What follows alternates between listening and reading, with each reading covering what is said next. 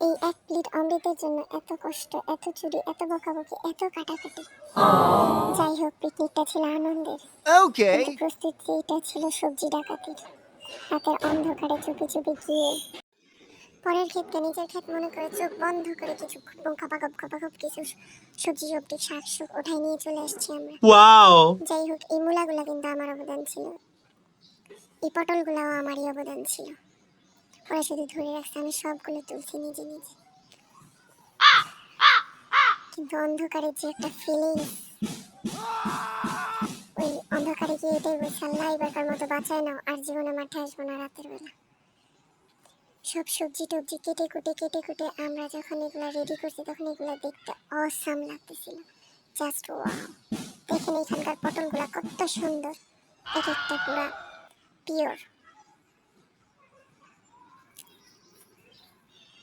মাখনা জিনিস একটু বেশি মজা হয়, মানে চুরির জিনিস।